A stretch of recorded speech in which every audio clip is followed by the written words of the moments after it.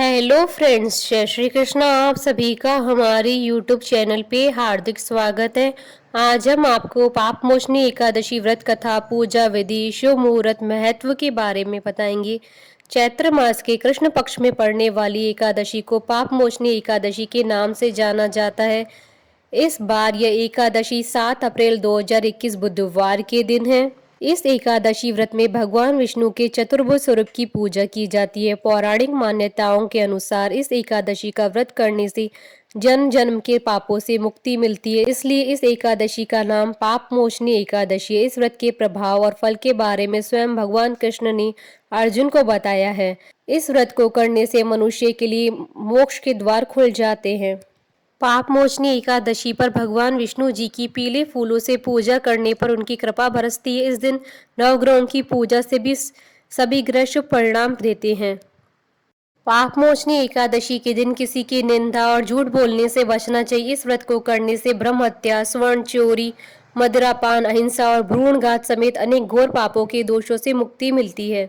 धार्मिक मान्यता के अनुसार पापमोचनी एकादशी का व्रत करने वालों को सहस्त्र अर्थात 1000 गायों के दान का फल प्राप्त होता है।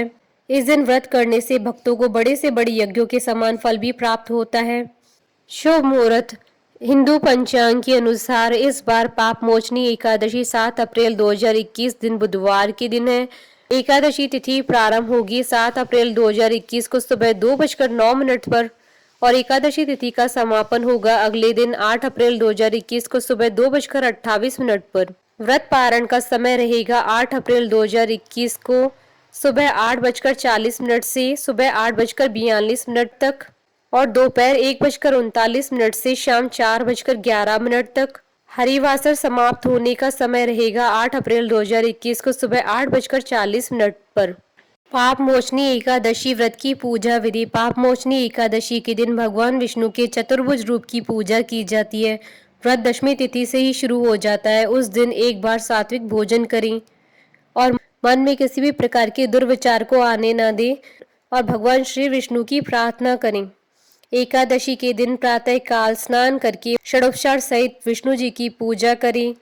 भगवान विष्णु को पीले वस्त्र धारण करवाएं और 1.25 मीटर पीले वस्त्र पर उन्हें स्थापित करें। दाएं हाथ में चंदन और फूल लेकर सारे दिन के व्रत का संकल्प ले भगवान को 11 पीले फल, 11 फूल और 11 पीली मिठाई अर्पित करें। इसके बाद उन्हें पीला चंदन, पीला जनेऊ अर्पित करें।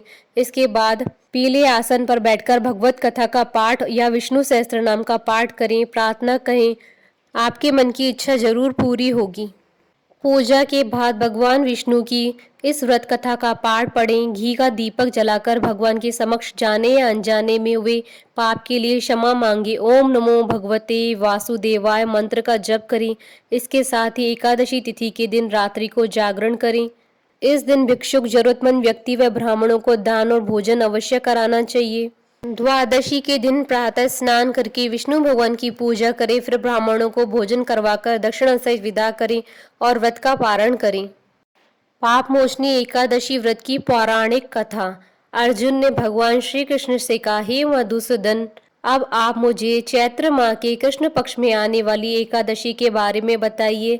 इस एकादशी का क्या नाम है तथा उसकी क्या विधि है? कृपा करके आप मेरी बढ़ती हुई जिज्ञासा को शांत करें। भगवान श्री कृष्ण ने कहा, हे अर्जुन, चैत्र मास के कृष्ण पक्ष की एकादशी को पापमोचनी एकादशी की नाम से जाना जाता है। एक बार की बात है, पृथ्वीपति राजा मानधाता ने लोमेश ऋषि से यही प्रश्न किया था जो तुमने मुझसे किया है। अतः जो कुछ भी ऋषि लोमेश ने राजा मानधाता को बतलाया वही मैं तुमसे कह रहा हूँ।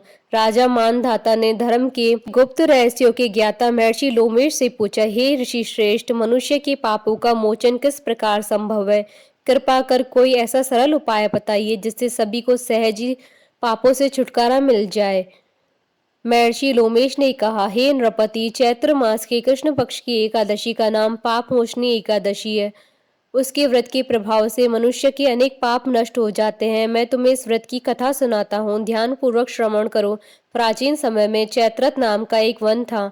उसमें अप्सराएं किन्नरों के साथ विहार करती थी। वहां सदैव वसंत का मौसम रहता था, अर्थात उस जगह सदा नाना प्रकार के पुष्प खुले रहते थे। वहीं कभी गंधर्व कन्याएं विहार किया करती थी, कभी देवेंद्र अन्य देवताओं के साथ क्रीड़ा किया करते थे।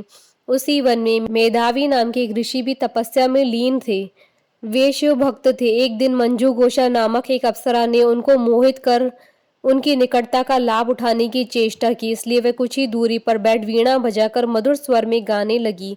उसी समय शिव भक्त महर्षि मेधावी को कामदेव भी जीतने का प्रयास करने लगी। कामदेव ने उस सुंदर अप्सरा के भ्रू का धनुष बनाया, कटाक्ष को उसकी प्रत्यंशा बनाई और उसके नेत्रों को मंजू घोषा अप्सरा का सेनापति बनाया। इस तरह कामदेव अपने शत्रु भक्त को जीतने को तैयार हुआ। उस समय महर्षि मेधावी भी युवावस्था में थे और काफी हष्ट-पुष्ट थे। उन्होंने यज्ञोपवीत तथा दंड धारण कर रखा था। वे दूसरे कामदेव के समान प्रतीत हो रहे थे। उस मुनि को देखकर कामदेव के वश में हुई मंजू घोषा ने धीरे धीरे मधुर वाणी से वीणा पर गायन शुरू किया, तो महर्षि मेधावी भी मंजू घोषा के मधुर गाने पर तथा उसके सौंदर्य पर मोहित हो गए। वह अप्सरा मेधावी मुनि को कामदेव से पीड़ित जानकर उनसे आलिंगन करने लगी। महर्षि मेधावी उसके सौंदर्य पर मोहित होकर शिव रहस्य को भूल गए और काम के वशीभूत होकर उसके साथ रमण करने लगे। काम के वशीभूत होने के कारण मुनि को उस समय दिन रात का भी ज्ञान न रहा और काफी समय तक वे रमण करते रहे। उस समय के पश्चात मंजू घोषा उस मुनि से बोली, हे ऋषिवर, अब मुझे बहुत समय हो गया है, अतः स्वर्ग जाने की आज्ञा दीजिए। अप्सरा की बात सुनकर ऋषि ने कहा, हे मोहिनी, संध्या को तो आई हो, प्रातः काल होने पर चली जाना। ऋषि के ऐसे वचनों को सुनकर अप्सरा उसके साथ रमण करने लगी। इसी प्रकार दोनों ने साथ साथ बहुत समय बिताया। मंजू घोषा ने एक दिन ऋषि से कहा, हे विप्र, अब आप मुझे स्वर्ग जाने की आज्ञा दीजिए। मुनि ने इस बार भी वही कहा, हे रूपसी, अभी ज्यादा समय व्यतीत नहीं हुआ है, कुछ समय और ठहरू। मुनि की बात सुन अप्सरा ने कहा, हे ऋषिवर, आपकी रात तो बहुत लंबी है, आप स्वयं ही सोचिए कि मुझे आपके पास आए कितना समय हो गया है, अब और ज्यादा समय तक ठहरना क्या उचित है। अप्सरा की बात सुनकर मुनि को समय का बोध हुआ। वह गंभीरता पूर्वक विचार करने लगा। जब उन्हें समय का ज्ञान हुआ कि उन्हें रमण करते हुए 57 वर्ष व्यतीत हो चुके हैं, तो उस अप्सरा को वह काल का रूप समझने लगा। इतना ज्यादा समय भोग विलास में व्यर्थ चला जाने पर उन्हें बड़ा क्रोध आया। अब वह भयंकर क्रोध में जलते हुए उस तपनाश करने वाली अप्सरा की तरफ भकुटी तानकर देखने लगे। क्रोध से उनके अधर कांपने लगे और इंद्रियां बेकाबू होने लगी। क्रोध से थरथराते हुए स्वर में मुनि ने उस अप्सरा से कहा, मेरे तप को नष्ट करने वाली दुष्टा, तू महापापनी और बहुत ही दुराचारणी है, तुझ पर धिक्कार है, अब तू मेरे श्राप से पिशाचनी बन जा। मुनि के क्रोध युक्त श्राप से वह अप्सरा पिशाचनी बन गई। यह देख वह व्यथित होकर बोली, हे ऋषिवर, अब मुझ पर क्रोध त्याग कर प्रसन्न होइए और कृपा करके बताइए कि इस श्राप का निवारण कैसे होगा। विद्वानों ने कहा है कि साधुओं की संगत अच्छा फल देने वाली होती और आपके साथ तो मेरे बहुत वर्ष व्यतीत हुए हैं, अतः अब आप मुझ पर प्रसन्न हो जाइए, अन्यथा लोग कहेंगे कि एक पुण्य आत्मा के साथ रहने पर भी मंजू घोषा को पिशाचनी बनना पड़ा। मंजू घोषा की बात सुनकर मुनि को अपने क्रोध पर अत्यंत ग्लानि हुई, साथ ही अपनी अपकीर्ति का भय भी हुआ। अतः पिशाचिनी मंजू घोषा से मुनि ने कहा, तूने मेरा बड़ा बुरा किया है, किंतु फिर भी मैं तुझे इस श्राप से मुक्ति का उपाय बतलाता हूँ। चैत्र मास के कृष्ण पक्ष की जो एकादशी है उसका नाम पाप मोचनी एकादशी है। उस एकादशी का उपवास करने से तेरी पिशाचिनी की देह से मुक्ति हो जाएगी। ऐसा कहकर मुनि ने उसको व्रत का सब विधान समझा दिया। फिर अपने पापों का प्रायश्चित करने के लिए वे अपने पिता च्यवन ऋषि के पास गए। च्यवन ऋषि ने अपने पुत्र मेधावी को देखकर कहा, हे पुत्र, ऐसा क्या किया तूने कि तेरे सभी तप नष्ट हो गए हैं, जिससे तुम्हारा समस्त तेज मलिन हो गया है। मेधावी मुनि ने लज्जा से अपना सर झुकाकर कहा, पिताश्री, मैंने एक अप्सरा से रमण करके बहुत बड़ा पाप किया है। इसी पाप के कारण संभवतः मेरा सारा तेज और मेरे तप नष्ट हो गए हैं। कृपा करके आप इस पाप से छूटने का उपाय बतलाइए। ऋषि ने कहा, हे पुत्र, तुम चैत्र माह के कृष्ण पक्ष की पाप मोचनी एकादशी का विधि तथा भक्ति पूर्वक उपवास करो, इससे तुम्हारे सभी पाप नष्ट हो जाएंगे। अपने पिता च्यवन ऋषि के वचनों को सुनकर मेधावी मुनि ने पाप मोचनी एकादशी का विधि पूर्वक व्रत किया। इसके प्रभाव से इसके सभी पाप नष्ट हो गए।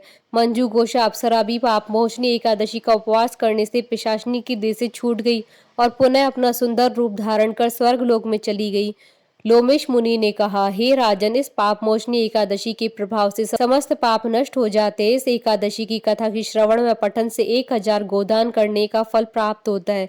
इस उपवास के करने से ब्रह्म हत्या करने वाले, स्वर्ण चुराने वाले, मद्यपान करने वाले, अगम्य कमन करने वाले आदि भयंकर पाप भी नष्ट हो जाते हैं और अंत में स्वर्ग लोक की प्राप्ति होती है। बोलिए भगवान विष्णु की जय, सनातन धर्म की जय। आशा करती हूँ कि आपको पाप मोचनी एकादशी व्रत कथा, पूजा विधि, शुभ मुहूर्त महत्व का ये वीडियो पसंद आया होगा। तो आप इस वीडियो को अधिक से अधिक लाइक और शेयर कीजिएगा ताकि सभी भक्तों को इस वीडियो का लाभ प्राप्त हो सके। आप हमारे चैनल को सब्सक्राइब जरूर कीजिएगा अगर अब तक नहीं किया है तो, ताकि आप और हम कनेक्टेड रहें।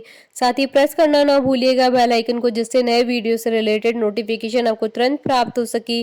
जय श्री कृष्ण।